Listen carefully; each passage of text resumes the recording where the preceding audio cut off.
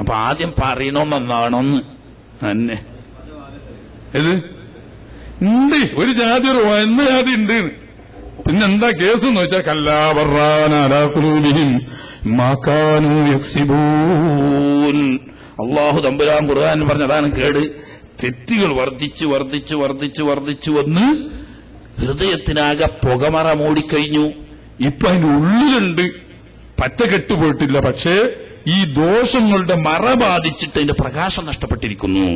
ഇവിടെ ഇപ്പൊ നമുക്കൊക്കെ ഉള്ളിന്റെ ഉള്ളിൽ ഈമാൻ നമുക്കൊക്കെ ഉണ്ട്, പക്ഷേ ഈമാനിന്റെ വെളിച്ചം നഷ്ടപ്പെട്ടു പോയി. എന്തുകൊണ്ട്? അള്ളാഹ് പറഞ്ഞ് ബർറാന അലാ ഖുലൂബിഹിം മാ കാനൂ യക്സിബൂൻ. തെറ്റുകൾ തുടരെയായി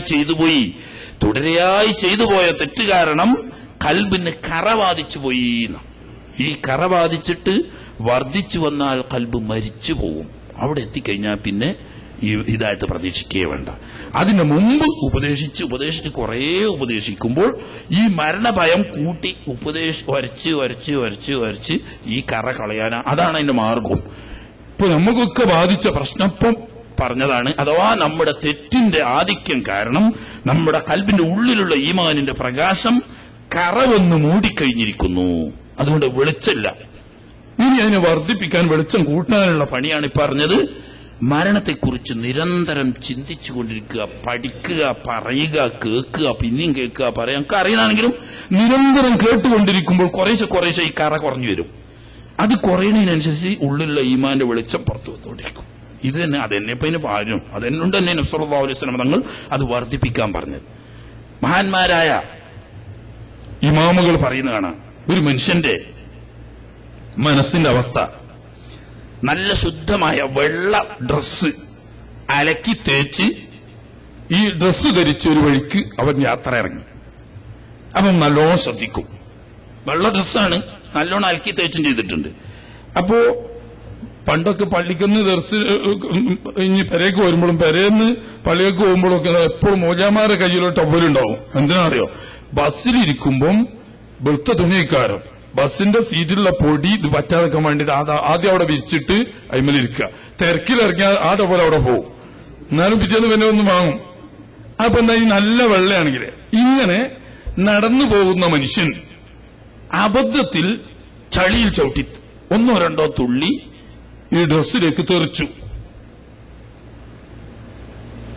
ഉടനെ അവൻ നോക്കുക 4 ഭാഗത്തും അടുത്തെവിടെയും വെള്ളം സൗകര്യം ഉണ്ടോന്ന്. വെള്ളം കണ്ടു, വേഗം ചെന്ന് ആ തെറിച്ച ഭാഗം കഴുകി വൃത്തിയാക്കി. എന്നാ ഇനി ഇവിടുന്ന് അങ്ങോട്ട് പോകുമ്പോഴും ശ്രദ്ധിക്കും.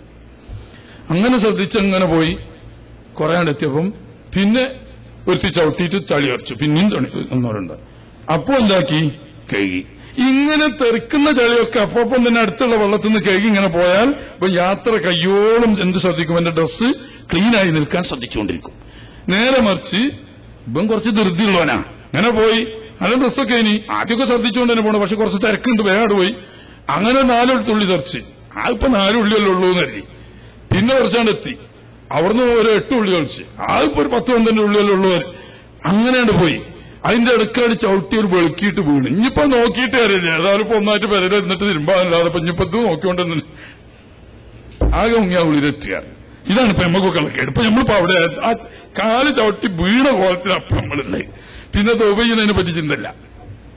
ഓരോ തെറ്റ് പറഞ്ഞതിനർത്ഥം ഓരോ തെറ്റ് ചെയ്യുമ്പോഴും അപ്പോൾ തൗബ ചെയ്താൽ ആദ്യത്തെ പരിശുദ്ധി നിലനിൽക്കും. ഈ പരിശുദ്ധി നിലനിൽക്കും തോറും തെറ്റിനെക്കുറിച്ചുള്ള പേടിയും ഭയവും ഉണ്ടാവും. മറിച്ചാണെങ്കിലോ പേടി പോവും. ഞാൻ തെറിച്ച് ഞാൻ വരലെത്തിയിട്ട് തിരുമ്പാ നടക്കൂല എന്നാ പിന്നെ തെറിക്കണ നോക്കൂലല്ലോ, പിന്നെ ഒരു പോക്കാണ് പോരാൻ എന്നതുപോലെ തൗബ ചെയ്യാതിരുന്നാൽ പിന്നീട് തെറ്റ് ചെയ്യുന്നതിനെ പറ്റിയിട്ടുള്ള ഭയം ഉണ്ടാവൂല. അപ്പൊ അത് ഉണ്ടാക്കിയെടുക്കാനുള്ള വഴി ഈ ഒറ്റ ഒന്നാ. ഏത്? മരണത്തെക്കുറിച്ചുള്ള ചിന്ത. ഇതേ മാർഗമുള്ളൂ തൗബയിലേക്ക് നമ്മെ അടുപ്പിക്കാനും തെറ്റിൽ നിന്നിട്ട് പരമാവധി വിട്ടുനിൽക്കാനും സൽക്രമങ്ങൾ പരമാവധി വർദ്ധിപ്പിക്കാനും സഹായിക്കുന്ന ഒറ്റമൂലി മരണത്തെക്കുറിച്ച് പരമാവധി ചിന്തിച്ചുകൊണ്ടിരിക്കുക. ഒരു ദിവസം ഒരിക്കൽ മരണത്തെക്കുറിച്ച് ചിന്തിക്കുന്നവർ നമ്മളെ കൂട്ടത്തിലുണ്ടോ? അല്ലാഹു റസൂലു ആയിരം ഉണ്ടോ? ഉണ്ടോ നോക്കിങ്ങൾ ഉണ്ടാവും. ചിലവരൊക്കെ ഉണ്ടാവും. നല്ല മനുഷ്യന്മാരെല്ലാവരുടെ കൂട്ടത്തിലുണ്ട്. ഇന്നെപ്പോലത്തെ ജാഹിലീങ്ങളിൽ അത് കുറവാണെന്നുള്ളൂ. ആരെങ്കിലും മരിച്ചോന്നല്ല എന്തിക്കണം, നമ്മള് മരിക്കണതിനെ പറ്റി. നമ്മള് മരിക്കണതിനെ പറ്റിയിട്ട് ചിന്തിച്ചോന്ന്. എപ്പോഴാ നമുക്ക് ഒരു 500 ഒരു നോട്ട് വീണിറക്കുന്നുണ്ട്, അത് എടുത്താലും കൊടുക്കാന്നാലും കൊടുക്കും.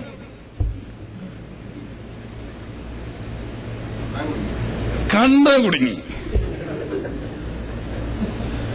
എടുത്താൽ പിന്നെ അതിന് വഴി ഉണ്ടാക്കാൻ നടക്കണം. എടുത്താൽ അതിന് വഴി ഉണ്ടാക്കാൻ നടക്കണം. ആരാണ് മുതലാണല്ലോ. എടുക്കാന്നാൽ അതിലേറെ കുടുങ്ങി.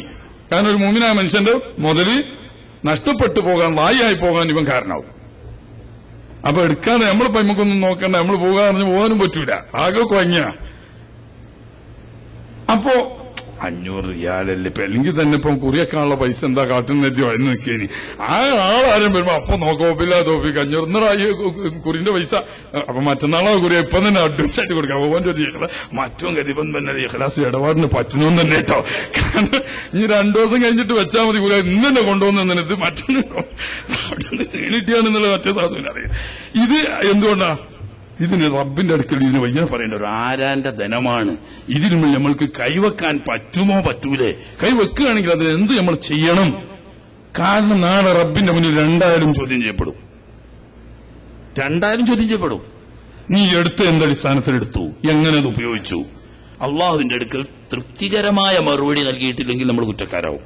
കണ്ടിട്ട് എടുക്കാതെ പോയാൽ ആ കണ്ട കാശ് ഒരു മുഅ്മിനായ മനുഷ്യന്റേതാവാൻ സാധ്യതയുണ്ടായിരിക്കെ വഞ്ചകനോ അവിശ്വാസിയോ ആയ ഒരാളുടെ കണ്ണിൽ അത് പെട്ടാൽ ഈ വിശ്വാസിയായിരിക്കുന്ന മനുഷ്യന്റെ ധനം നഷ്ടപ്പെടാൻ ഇടവരുമോ?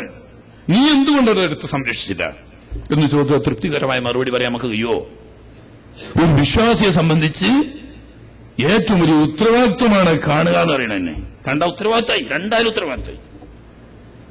ഇങ്ങനെ ചുരുക്കി പറഞ്ഞാൽ ഏതൊരു കാര്യം ചെയ്യാൻ പോകുമ്പോഴും പറയാൻ പോകുമ്പോഴും അതിന് എങ്ങനെ വിശദീകരണം റബ്ബിന്റെ മുന്നിൽ കൊടുക്കാൻ കഴിയും എന്ന ചിന്ത, അതാ മരണം എന്ന് പറയുന്നത്. അല്ലാതെ മരിച്ചു എന്ന് പറയാത്തൊരു പാരയുണ്ടോ? ആകെവിടെ ഉറപ്പുള്ള ഒരു കാര്യമേ ഉള്ളൂ എന്ന് പറഞ്ഞു. അല്ലാഹു തആല തന്നെ പറഞ്ഞു, അബ്ദു റബ്ബക ഹത്താ യഅതിയകൽ യഖീൻ. എല്ലാവർക്കും ഉറപ്പുള്ള, ലോകത്ത് മനുഷ്യ വിഭാഗത്തിൽപ്പെട്ട ഒരു വിഭാഗത്തിനും അഭിപ്രായ വ്യത്യാസമില്ലാത്ത ഒറ്റ ഒരു കാര്യം മരിക്കും എന്നത് മാത്രമാണ്. പണ്ട് കുരുവിൽക്കാരെ സംബന്ധിച്ച് അബ്ദു റബ്ബക ഹത്താ യഅതിയകൽ യഖീൻ, അള്ളാഹ് ഉണ്ട് എന്നുള്ള ഉറച്ച വിശ്വാസം ഉണ്ടാകുന്നവരെ അള്ളാഹു തആലക്ക് ഇബാദത്ത് ചെയ്താൽ മതി. അവർ തരീക്കത്താ ഇച്ചിരി ഞങ്ങളുടെ നാട്ടിൽ ഇപ്പോഴും നടുണ്ട്. യഖീൻ വരുന്നവരെ ഇബാദത്ത് ചെയ്താൽ മതി.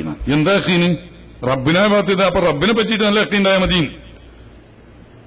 റബ്ബിനെ പറ്റിയിട്ട് നല്ല യഖീൻ ഉണ്ടാണ്, അതുവരെ ഇബാദത്ത് ചെയ്താൽ മതി എന്ന് പറഞ്ഞു. അങ്ങനെയല്ല പറഞ്ഞത്. വഅബ്ദു റബ്ബക ഹത്താ യഅതിയക അൽ യഖീൻ.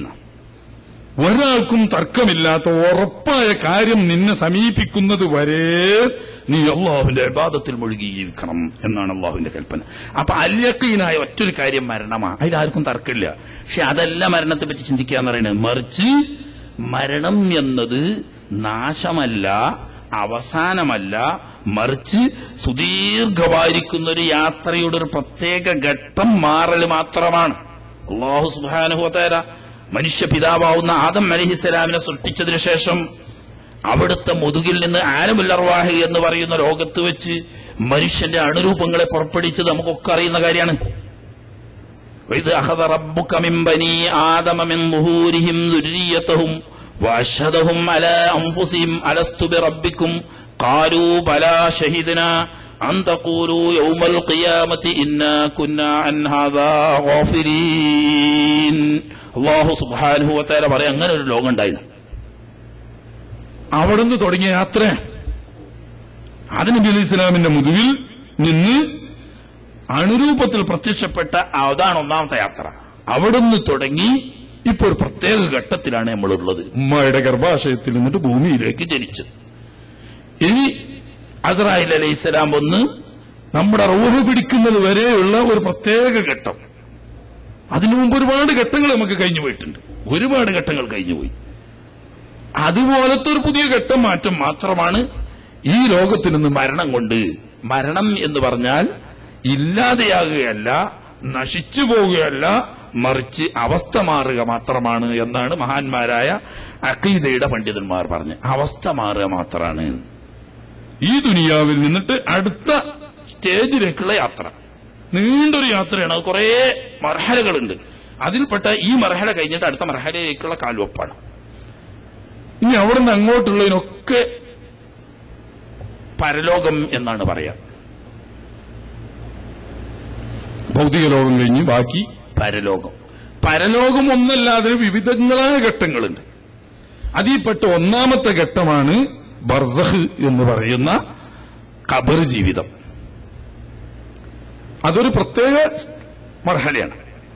അത് കഴിഞ്ഞോ പിന്നെ എത്ര കിടക്കുന്ന നീണ്ടു പരന്ന് കിടക്കുന്ന ഒരു യാത്ര വീണ്ടും ഉണ്ട്. മഹ്ശറ കൊള്ളയുള്ള ഒരു സുദീർഘമായ യാത്ര വീണ്ടും ഉണ്ട്. മഹ്ശറയിൽ എത്തിക്കഴിഞ്ഞിട്ട് പിന്നെ ദീർഘമായിരിക്കുന്ന യാത്രകളുണ്ട്. കുറഞ്ഞ യാത്രയോടൊന്നും കഴിയുന്നാരും വിചാരിക്കേണ്ട, കുറച്ച് കൊല്ലങ്ങളുള്ളൂ എന്നും വിചാരിക്കേണ്ട. സാധാരണ സിറാത്ത് പാലത്തിന്റെ ദൂരം മാത്രം പറയുന്നത് 1500 കൊല്ലം യാത്ര ചെയ്യാനുള്ള വൈദൂരം എന്നാ. സിറാത്ത് പാലേ മാത്രം പാലത്തുമ്മ കയറി അക്കരെ കടക്കാൻ ശരാശരി ദൂരത്തിൽ നടന്നു പോയാല് 1500 കൊല്ലം യാത്ര ചെയ്യണോന്ന്.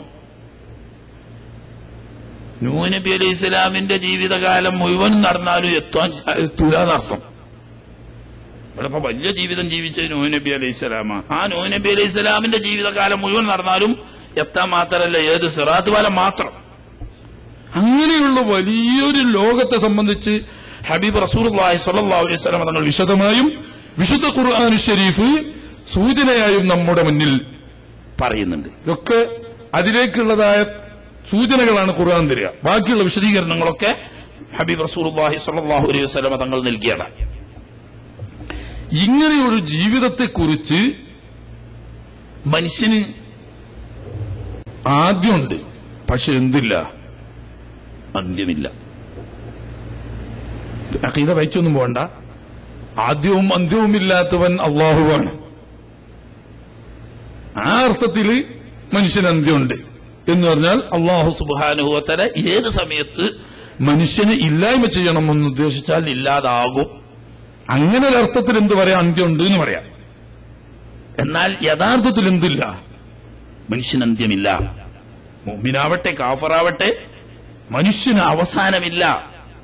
അനന്തമായ ജീവിതമാണ് പരലോകത്ത് അല്ലാഹു സുബ്ഹാനഹു വ തആല നമ്മോട് വാഗ്ദാനം ചെയ്തിരിക്കുന്നത്. രണ്ട് വിഭാഗത്തിനും, വിശ്വാസിയാവട്ടെ അവിശ്വാസിയാവട്ടെ, സജ്ജനങ്ങളാവട്ടെ തെമ്മാടികളാവട്ടെ, അനന്തമായ ജീവിതമാണ്. രണ്ട് ലോകത്തായിട്ട് സ്വർഗവും നരകവുമാവുന്ന രണ്ട് ലോകത്ത് അവസാനിക്കാത്ത അറ്റമില്ലാത്ത ഒരു അനന്തമായ ജീവിതമാണ് നമ്മൾ. അവിടത്തേക്കുള്ള വ്യാപാര മേഖല, കൃഷിയിടം, തൊഴിൽശാല ആവുന്നു ഈ ദുനിയാവ്. ഈ ദുനിയാവിൽ നമ്മൾ എപ്പോഴും ജാഗരൂകരായിരിക്കണം. ഇവിടെ നിന്ന് അങ്ങോട്ടുള്ള ജാഗ്രത ഫലപ്രദമാവില്ല. ഇവിടെ പ്രവർത്തനമാണ്, അവിടെ എത്തിക്കഴിഞ്ഞാൽ പിന്നെ അനുഭവിക്കലാണ്, പിന്നെ പ്രവർത്തനമില്ല. അവിടെ അനുഭവത്തിന്റെ ലോകമാണ്. ഇവിടെ അനുഭവത്തിന്റെ ലോകമല്ല, ഇവിടെ പ്രവർത്തനത്തിന്റെ മേഖലയാണ്. എന്നാൽ ഇവിടെ ചില അനുഭവങ്ങളൊക്കെ ഉണ്ടാകുന്നില്ലേ എന്ന് ചോദിക്കും. ചില അനുഭവങ്ങളൊക്കെ ഉണ്ടാകുന്നത് വിശ്വാസിയുടെ വിശ്വാസം തട്ടിയുണർത്താനും തെറ്റ് തിരുത്തി നന്നാവാനും വേണ്ടിയിട്ടുള്ള ചില ടെസ്റ്റ് ഡോസുകൾ മാത്രമാണ് ഇവിടെ നടക്കുന്ന അനുഭവങ്ങൾ. യഥാർത്ഥ അനുഭവം ഇവിടെ നടക്കുന്നില്ല. പെൻസിൽ ഇഞ്ചക്ഷൻ കൊടുക്കുന്നതിന് മുമ്പ് ആദ്യം ഒത്തിരി കുത്തിയിട്ട് ഇവിടെ നിന്ന് കുത്തിവെക്കണമെന്നില്ലേ? എന്താ, ഇതിവിടെ പൊള്ളച്ചു വരുന്നുണ്ടോ, ചൊറിയുന്നുണ്ടോ നോക്കാൻ വേണ്ടിയിട്ടാ. ഉണ്ടെങ്കിൽ പിന്നെ ബാക്കി കുത്തൂല. എന്നതിലൊരു ടെസ്റ്റ് ഡോസ് മാത്രമാണ് ഇവിടെ വരുന്ന ബുദ്ധിമുട്ടുകളും സുഖങ്ങളും എല്ലാം. നന്നാവുമെങ്കിൽ നന്നായിക്കോട്ടെ എന്ന് വെച്ചിട്ട് യുദീഖഹും ബാളല്ലാതെ അമിലു വലാലഹും യർജിഊൻ അല്ലാഹു തആല പറഞ്ഞു. കുറച്ചൊക്കെ ഒന്ന് അനുഭവിക്കുക, ഒരു ചെറിയ ഒരു അനുഭവം. കുട്ടികളൊക്കെ കരുതി കളിക്കുമ്പോൾ ചെവി പിടിച്ചൊക്കെ തിരുമണിഞ്ഞു സാമാരി എന്നതുപോലെ ചെറിയൊരു അനുഭവം ആയിക്കോട്ടെ. പിന്നെ വലാലഹും യർജിഊൻ, ഈ തെറ്റിന്റെ വഴിയിൽ നിന്നിട്ട് അവര് പ്രസവിച്ച് മടങ്ങിക്കൊള്ളട്ടെ, അതിനൊരു കാരണമായിക്കോട്ടെ എന്നുള്ള എനിക്ക് മാത്രമാണ് ഇവിടെ നടക്കുന്നത്. യഥാർത്ഥ അനുഭവത്തിന്റെ ലോകം മറുവശത്താണ്. അവിടെ പ്രവർത്തനത്തിന്റെ ലോകമില്ല, അവിടെ പ്രവർത്തനം ഇല്ല. എന്നാ പിന്നെ അവിടെ നിസ്കരിക്കുന്നവരുണ്ടല്ലോ. നിസ്കാരം ഇപ്പൊ പ്രസംഗിച്ച് പറഞ്ഞു പോകാൻ പറ്റൂലല്ലോ. അതെ, അങ്ങനെ ഉണ്ടല്ലോ എന്ന് വെച്ചാൽ അത് തക്ലീഫിന്റെ നിരക്കുള്ള പ്രവർത്തനം അവിടെ ഇവിടെ ഇല്ല.